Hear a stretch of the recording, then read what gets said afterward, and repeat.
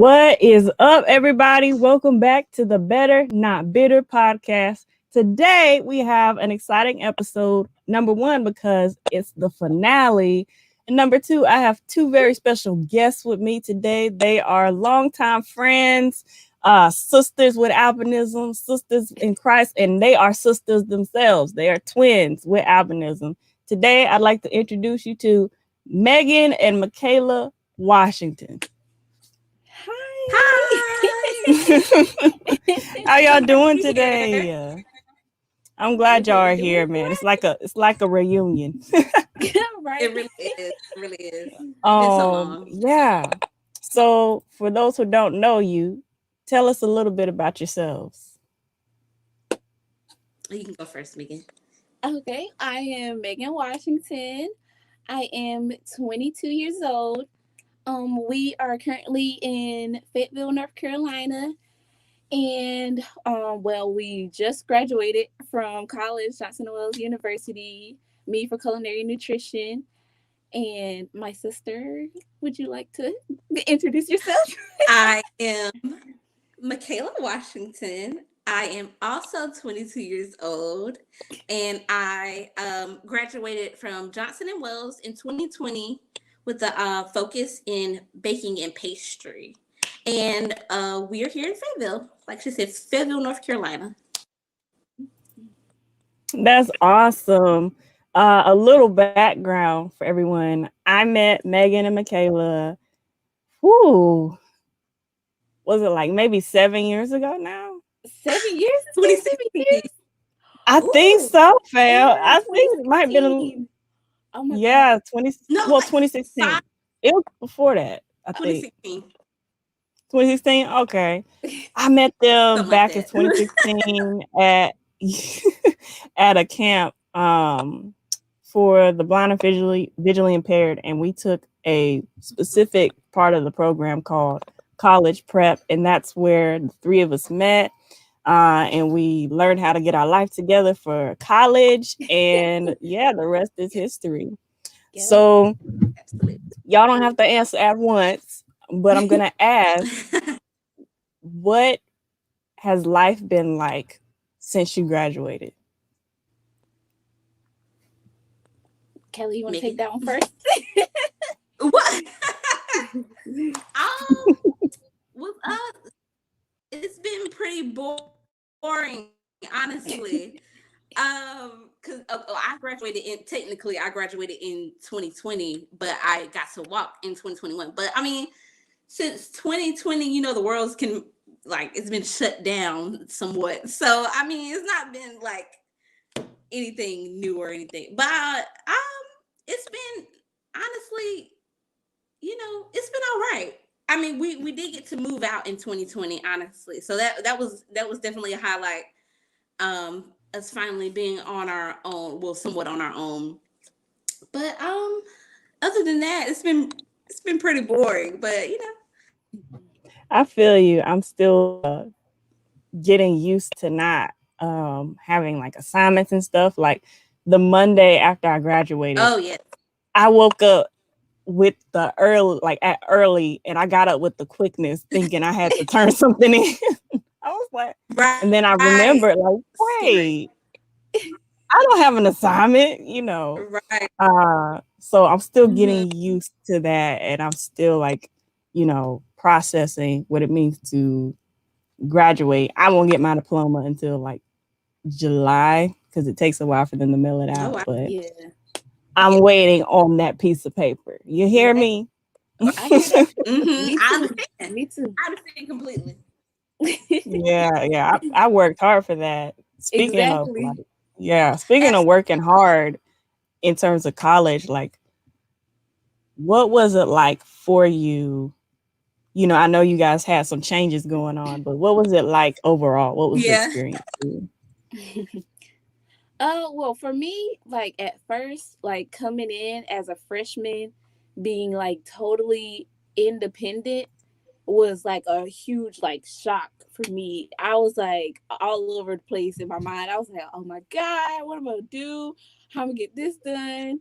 how am I find all my classes, like stuff like that. I was panicking, but as the years progressed, I got used to like my surroundings and I got comfortable with people so enough where I could ask for help, or if I needed anything, I could go to them. So like this last year has been, I would say, the best, mainly because I've gotten used to everything. I've gotten comfortable with my surroundings.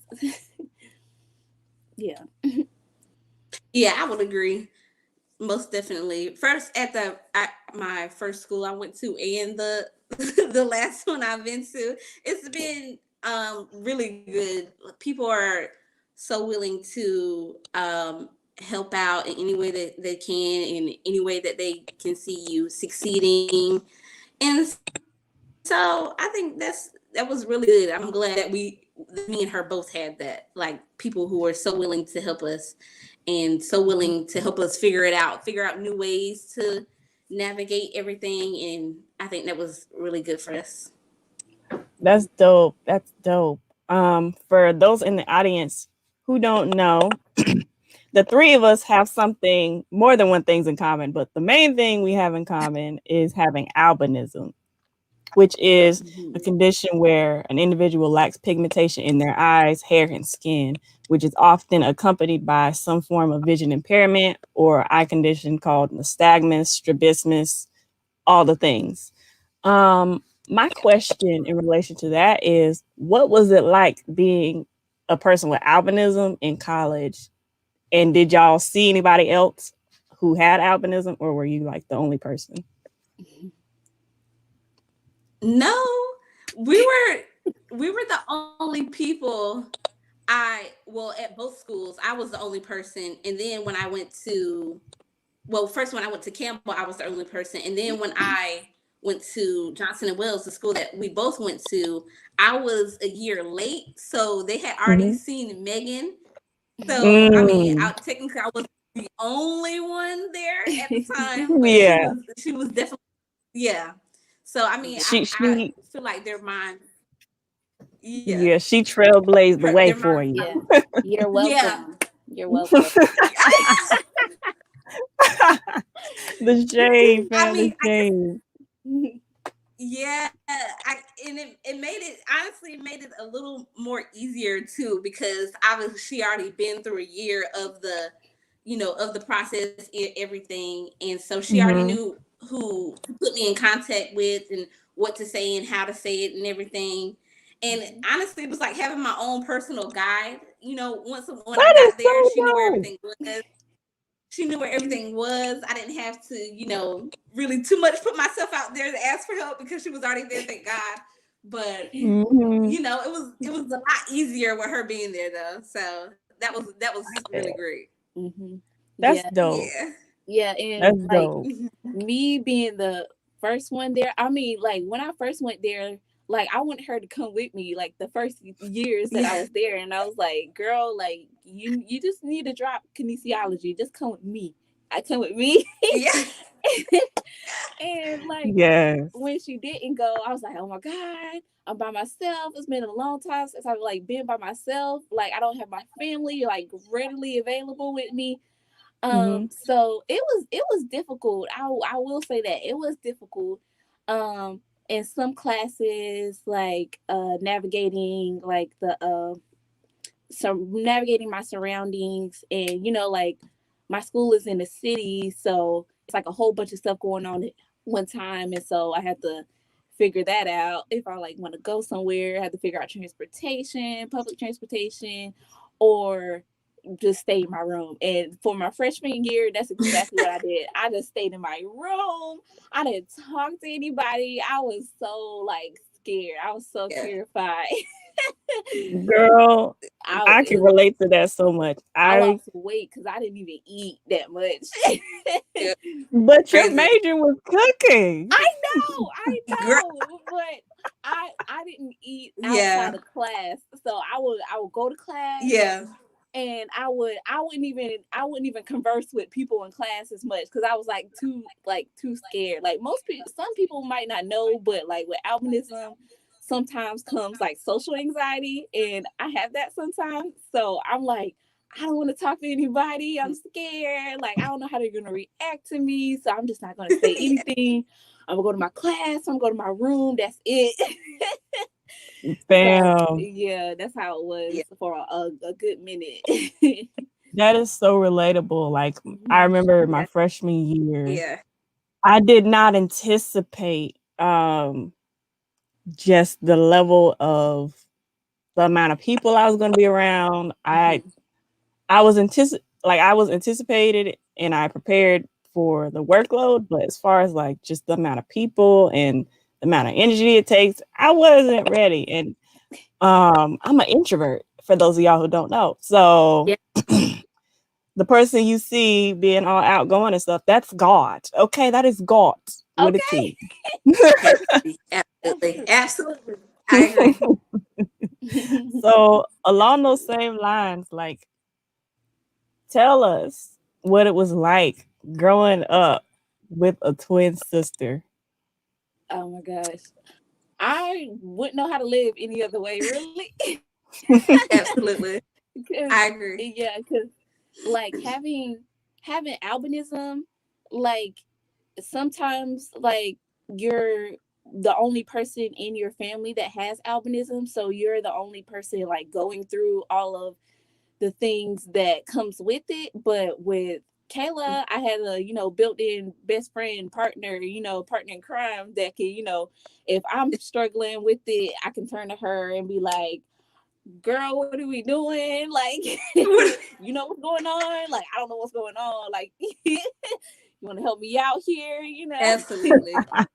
So I could definitely say it was easier having her with me going through all of this than it would be by myself, because I don't know how I would do it by myself. Girl. Absolutely. I completely agree. Y'all do it with I completely agree. That's so dope. Absolutely. It's almost like God knew. He said they gonna need some help, so I'm gonna make two of them. Yeah. Exactly. What I was just about That's to awesome. say, and that's how I know it had to be him, because honestly, I don't think I could have did it any other way.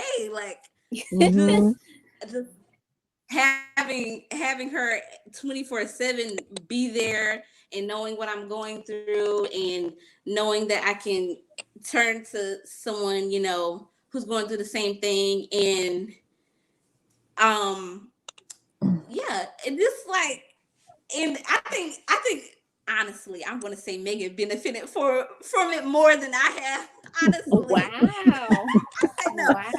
say that because it's like, when I think about it, I drug her through like most things that we did, anything that we participated in, like, how, like, she was saying that we could have social anxiety, when it comes to having albinism. But like I said, we always had someone to talk to about it. So I would be like, oh, let's do this, and she would just be like, I don't know. I'm like, yeah, come on, we got to get out there. She's like, and then we end up doing it anyway, because I was like, dope. Let's go.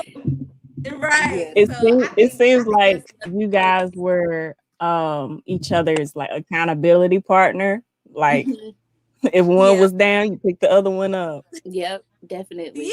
Definitely. Yeah, most definitely. I would say. That's dope. Most definitely.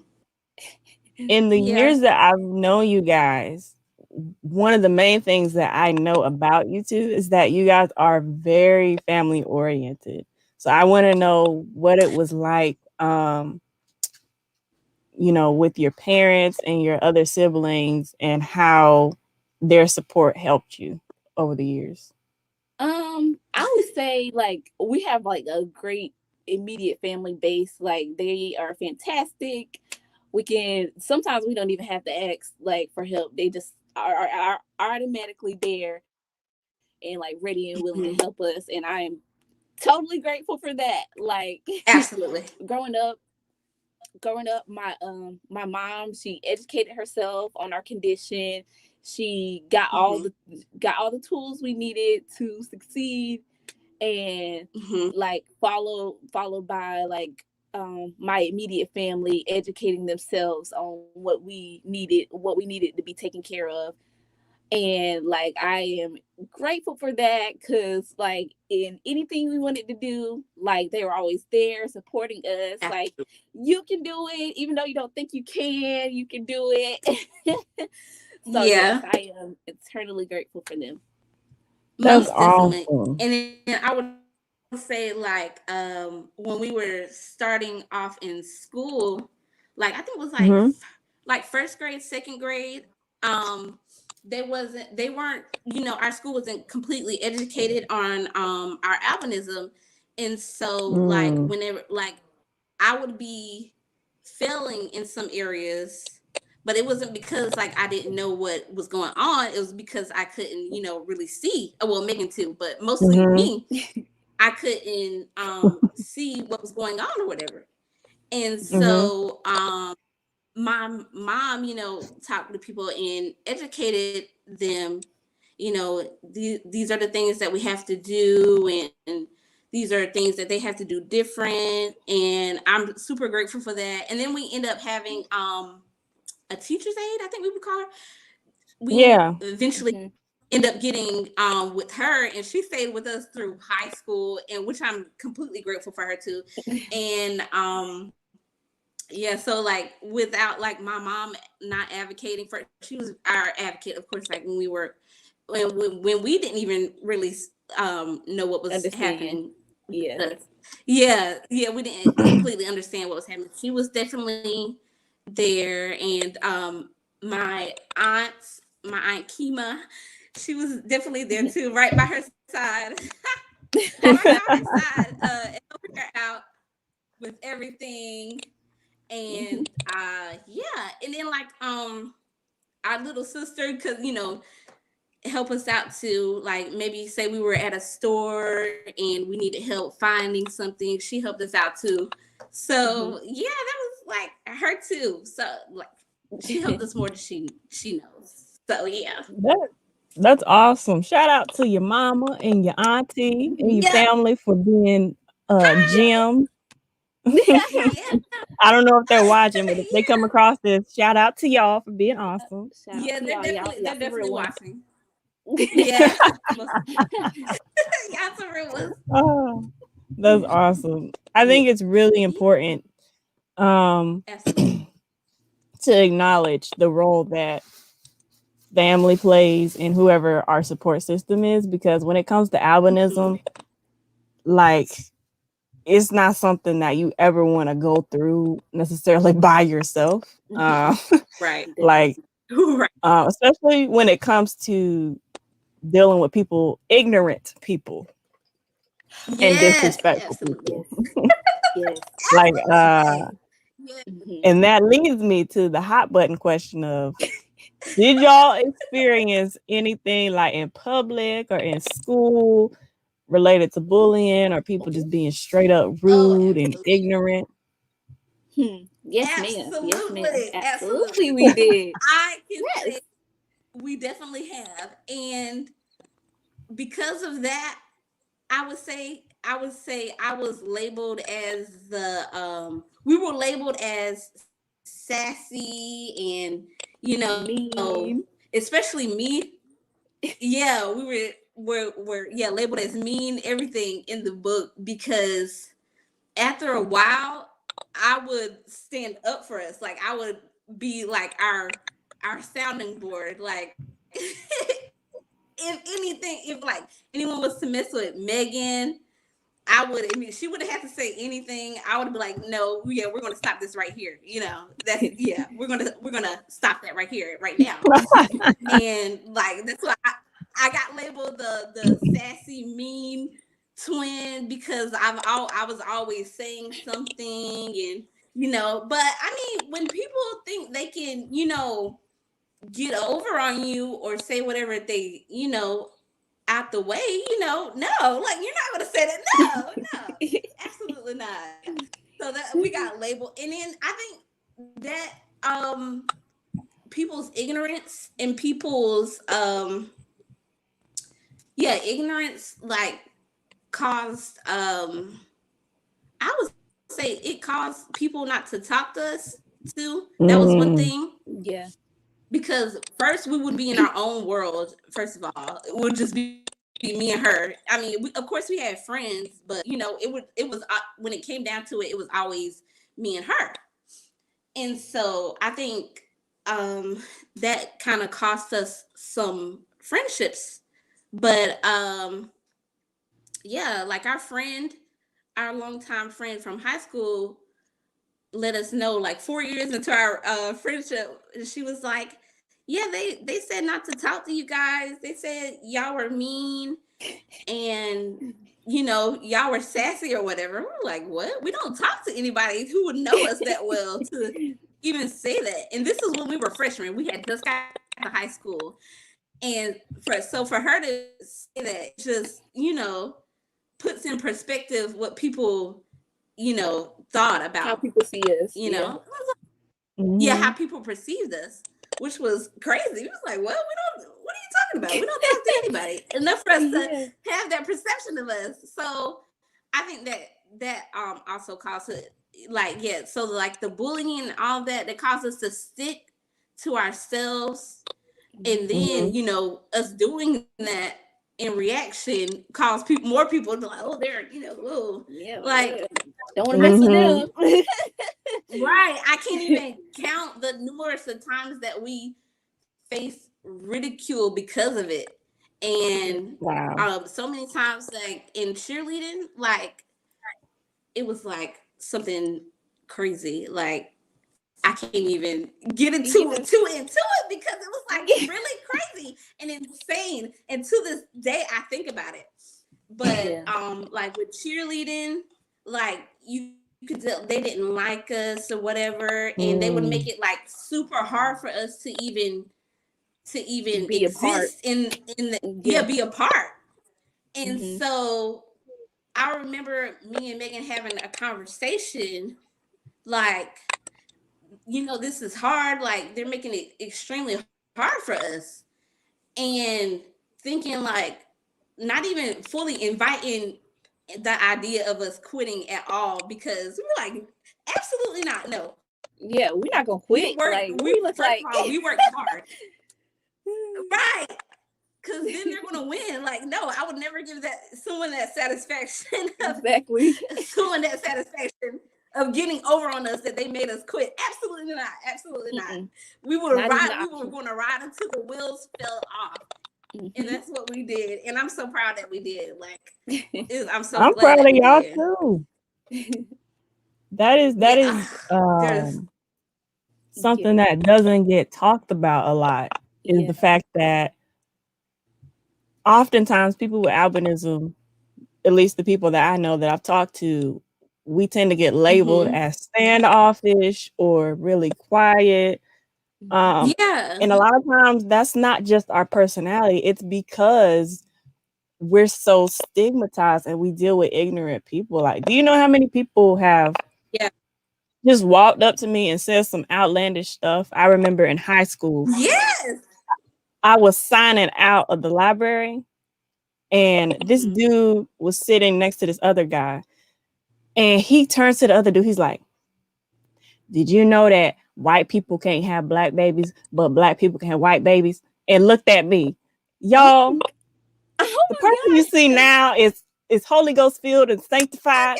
But let me tell you, I had a vision in that moment of me reaching over that desk and saying, you know, but I walked away, and I was proud of myself for walking away. But honey, right. Oh my gosh. Yeah, I know it's been some times like that where we didn't walk away and we stayed in it, and like we were like, y'all ain't gonna talk to us like this, you know. And then I've done that too. That's when everything came, like, oh, they sassy, like, oh, they mean. No, we're just reacting to the ignorance, right? I feel you. Who does that? Let me tell y'all. Absolutely. In middle school, in elementary school is when I experienced the most bullying, and I was a straight up gangster, because people would say things and I wouldn't sometimes I wouldn't do it right then, but I put them in the file cabinet. Okay, gotta get this person later. Yes. And I'm not happy about it, but at the end of the day, I had to defend myself. Like, I remember being in elementary school. Absolutely. And I was passing somebody like some scissors or something. And the kid touched my hand. And as soon as he touched my hand, he wiped his hand off on his clothes. Oh my God. Oh, that is something else. That is crazy. Wow. Mm-hmm. I don't know what I would have done. Like, Jesus. Yeah, let's just say that the Lord delivered me from fighting all the time. That's all I'm gonna say. He fights my battles now. You're not by yourself. You're not by yourself on that. Right. I've been in a few fights. I'm not, listen. I honestly don't regret any one of those. Because now they know. Like, now they know. But we have definitely experienced like outlandish ignorance like that, even before, even like as recent as like this past weekend. Like, we were out, and maybe this doesn't have anything to do with albinism, but it does have something to do with her being Black. But she was like, we were getting off the elevator, and this woman and her friend was commenting on Megan's hair, but Megan didn't even hear like her because I was like one of the last people to come out of the elevator, and she was like, "Oh my God, look at her hair! Like, it's so fluffy, like a dog." I said, "Wait a minute," because I didn't hear. You know how you hear something and you're not sure that's what you heard. Yeah. So she said it again. I said, "Okay." She said what she just like.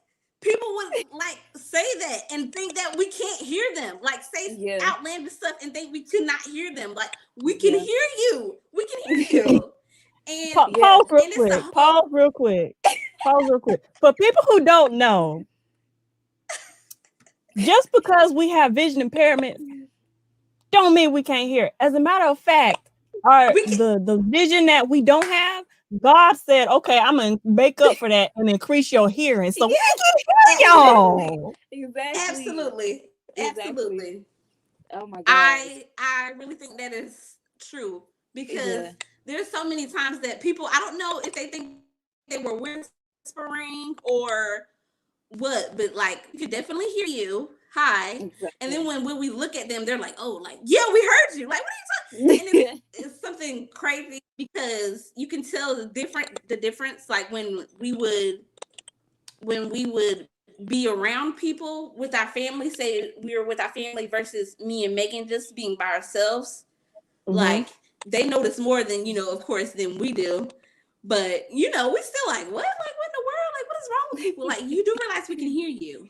Like, we're not, Yeah, and I think that same weekend, another elevator incident. We were getting off the elevator, we were getting on the elevator, and this lady, she just stops and she looks at me and Kayla, and she stops in her tracks. "Oh my God! Oh my God! Oh my God! Oh my God!" I'm like, what? Like, she just kept saying that.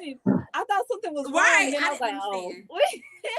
Yo. That's the only thing she said to us. Like, she said nothing else. She just said those 3 words. That's the only thing she said. Until those elevator doors closed. That's the only thing she said. I'm like, what? I was like, "Girl, you acting like a fan. You can at least say something, man." I'm like, oh my gosh. Like, that's all she said.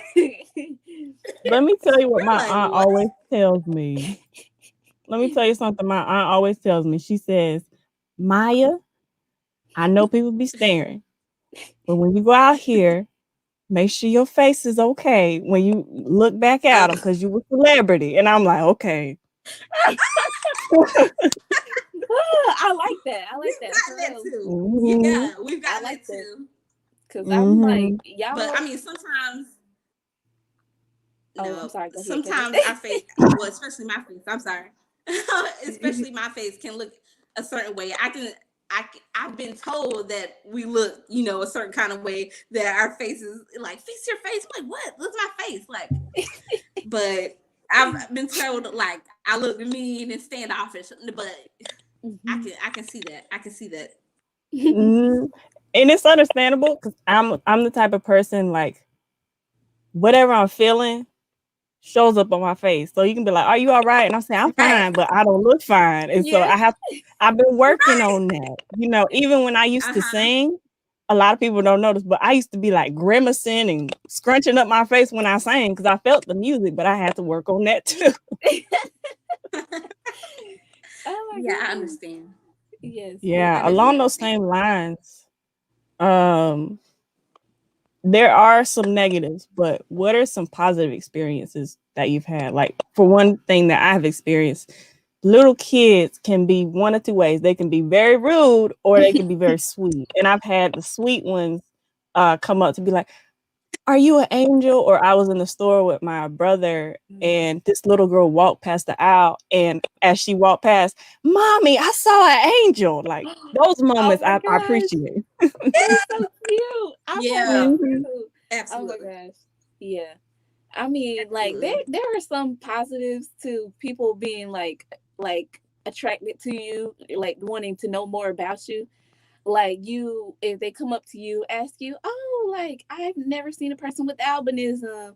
Like, that's so cool." Like, and then at that point I can be like, "Oh yeah, like, what do you know about albinism?" You know, educate them on our, you know, normals and not normals, do's and don'ts and stuff. Like, and that's always a good, like, that's always a positive, educating people. I would say we've gotten a few, you know, few children who would have been like, I don't think they ever really say anything bad. They just look and, you know, go, some of them. But we've been some instances where they would say, you know, what was on their mind. I remember we were walking somewhere at a parade or somewhere, walking by, and a little girl said Megan was Elsa because she had her hair in braids. She had her hair in braids, and it was like braided into one big braid. And she was like, "Oh my God, Elsa!" I was like, "Yeah, we'll go with it." I get that all the time. We'll go with Elsa.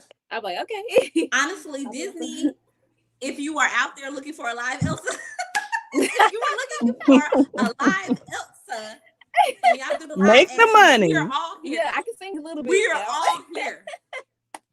Right. We can hold a tune if you need us. Yes. We are all here. I hear that. So I'm interested to know, okay, if y'all still sing. I mean, we since COVID, it's less singing in church and more singing just because we feel like it. Like, we're not booking no gigs or anything. We're not on Yellow Empire, but like we just sing just to sing. I mean, anytime you feel so led, go ahead and sing. Just saying. I don't feel led right now. We definitely do. I mean, we sing everywhere. I think we get it from our mom. Like, I would just be around the house singing for no reason, and sometimes I don't even realize I'm singing. I would do that a lot in school too. Like, sometimes it helped me concentrate, or I do it unconsciously. And then somebody would be like, "Oh, you have a nice singing voice." I'm like, "Dang, I didn't even know I was singing." Honestly, I just be here. Be here, like, and you know, sometimes it helps too. Sometimes, like, I don't know, like when you're somewhere or you're anxious, you know, you just start singing it. It'll take your mind off it. Honestly. Yeah. Definitely. Most definitely. I love it for that. I hear that 100%. 100%. Okay. Yes. Y'all know I'm a little extra. Some would say a lot of extra. Like, speaking of singing and things that you guys enjoy doing, do you have a creative outlet that you utilize to kind of help you, not just with things relating to albinism, but to life in general? Well, I think we had a bunch of creative outlets when we were growing up. Maybe less now. Like we had Mm-hmm. Yeah. dance, cheerleading, piano, guitar. Like we would be more into that. But Yeah. now I Anything with guess, art. yeah. Now I guess our focus was, well, recently maybe more on college and trying to focus on that. Like if we want to Life. be like creative or anything, have like get our juices flowing or something, we'd be like, oh, let's put together like an outfit with this background and take a picture, and Yeah. we should go here and take a picture here. That'd be real cute if we did it from this angle, maybe more of Yeah. that than like Hey, that's Honestly, singing, cool. dancing now. honestly, I have more ideas than them being executed. Honestly, like more ideas in Mm-hmm. the arsenal than me Yeah. actually putting something out to put them into motion at all. I would say, but I mean, yeah, like I would say, like we're each other sometimes. Like when I have an idea, I'll tell her, or if somebody comes up to us wanting to do something, I have like we have more ideas then too. But other than that, like I said, I got more ideas than I executed, honestly. But yeah, Hey, there's nothing wrong with that. I think um when it comes to having a creative outlet, it can take many forms. Like, yeah, recently, like I didn't have social media until 2019, I think. And that was a personal choice because I just didn't feel like I needed it. And then I felt yeah, called to yeah, utilize it. Yeah, and then I felt called to utilize it to kind of bring awareness to albinism and just put positive stuff out there because there's a lot of negativity, you know what I'm saying? Yes, yeah, definitely. um absolutely. and I see you guys' pages, I'm like, they are shining, okay, they better do it. So I was just wondering because it looks like the way that y'all's aesthetic on your pages is put together, it really complements your personalities, and you could tell you put a lot of thought into it, even if it's something like relating to your family or a funny meme or anything like that. Yeah, Yeah, okay. yeah. I'm Yeah, glad it puts. Yeah, I'm glad it portrays our I, personality. yeah, Because yeah, yeah, I yeah, don't always want to I come off would like too. how people see us. yeah. I hear that 100%. So Yeah, oh, you I'm guys sorry. kind of hinted at this a little bit earlier, but I want to know where you are in your journey of self advocacy. For people who don't know, when it comes to having a medical condition or a disability or an impairment, one of the key things that is vital to our success in relationships and in life is self advocacy, the ability to not only know your needs, but know what resources you need to fulfill those needs, and being able to build relationships with people who can help you get those needs met. Hmm. So, what are some ways that college may have enhanced your ability to self advocate? Ooh. I would definitely say the people, they made it easier when you Mm-hmm. are willing and happy to do your job. I mean, that makes it so much easier. The people, I would say, makes it so much easier to self advocate, I would say. And even even when they're not, you have to find it in yourself to even bypass that, because sometimes people won't be so eager, and some people may not, still may not be fully educated, but you have to educate them yourself. When you're going to need something, that can be a push, honestly. Like you if you don't ask for help, or you don't get help on doing something, that you will fail. And that can honestly be a driving point. Like, you don't want to fail, and you don't want to be that person like, oh, I knew she couldn't do it, or oh, bless her heart, she can't see or nothing, she just can't do nothing. So, like, that has definitely been a driving point for me. Like, people's other opinions on, or there's what is it? There's the stigma on people with albinism. That has definitely been a driving point, I would say, for me getting help. And I'm like, no, I will not let them. If I fail, it won't be because I didn't say anything or I didn't self-advocate. It was because I didn't know what I was doing. So it would only be that. It won't be because I didn't ask for help or I couldn't see anything. It was just because it was me and not anything to do with my albinism whatsoever. So I think people thinking you're going to fail is definitely a driving point, honestly. That part. Yeah. Honestly. I definitely agree. Definitely agree. She said all that needed to be said. I feel that so much.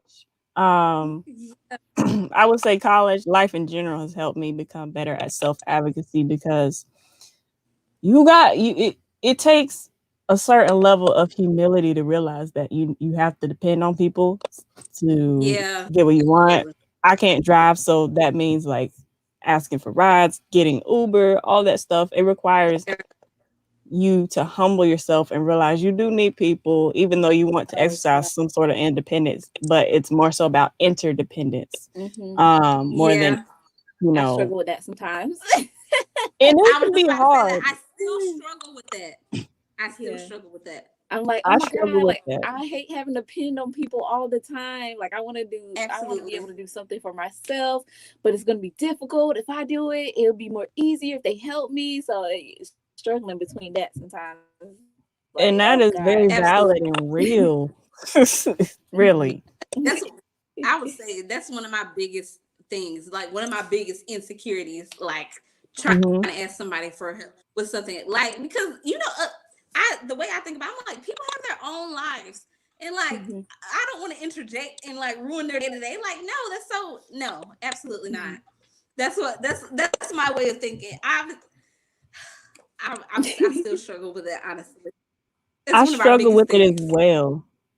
I struggle with that as well, and sometimes even communicating that to people who don't have any vision issues or albinism, it's hard for them to understand because they're like, well, you should feel this, that, and other. But unless you live it and experience it, it never, at least for me, it hasn't gotten any easier. But what has gotten easier is like my mindset, in the sense that like, okay, I can get over having to ask them if it means I'm getting to what I need, and I'm not asking just because I need something. I'm not using people, but learning that God puts people in our life as resources for a reason. And who am I not to use the resources that God placed in my life? Right. Oh my gosh. That makes sense. That's definitely a way I will look at it now. Yeah. It helps me every time. Yeah, especially like introducing like new people into your life, and then you have to like explain what you need, how you need it, why you need it. It's like it's very difficult to get them to understand, like, this is this way because I have albinism, or I need help sometimes, and I get anxiety when like you do this, or I get anxiety when I'm like left alone in a place I have like no idea where I am, or I haven't been there before. Like, explaining that to somebody is kind of difficult because you want them to understand, but it's like it's hard for them to understand because they not live your life. So they will never fully understand, honestly. Yeah, they will never fully understand, but I would at least need them to understand enough to be a part of my life, Right. So that's right. Difficult. It can be super exhausting. Yeah, something I try to explain to people, and this doesn't just apply to albinism, it applies to anything that we go through in life. Like, if you're not the one experiencing it, just because you're not the one experiencing it doesn't exempt you from having compassion. It doesn't exempt you from, being a positive influence in someone's life rather than shitting on people and telling them how they should feel. Like, I think we as a society have to get better at listening, because we're good at hearing. We hear what we want to hear all the time. Yeah, exactly. Yeah. We gotta get better at listening to understand someone's perspective, because not only is that a good practice to have, but it's Christ-like. As Christians, we want to make sure that we're listening to understand in order to show the likeness of Christ. Yes, definitely. So, speaking of Christ, how has your faith in Christ helped you in your journey of having albinism?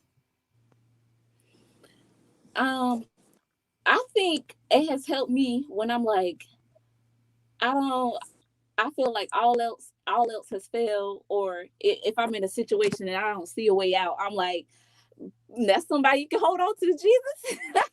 Let me turn to him. So see what he's talking about, so he can help me out in the situation.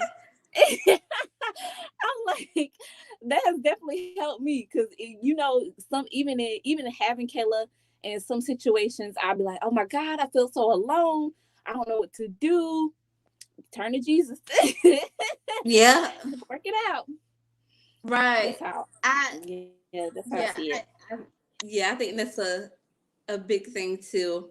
And then I think about how that he's the only one who could have put these things in motion for us to be here right now, if that makes sense. Like the people, like down to the people who are in our lives to help us, to aid in any way that they do, or I count that right down to him. And I think about it every time that our girls, like our girls, well, I say our girls, I mean like our best friends, our cousins, I think about it every time, and I tell them every time, like because they came to us in church, and I believe that they were a big part of us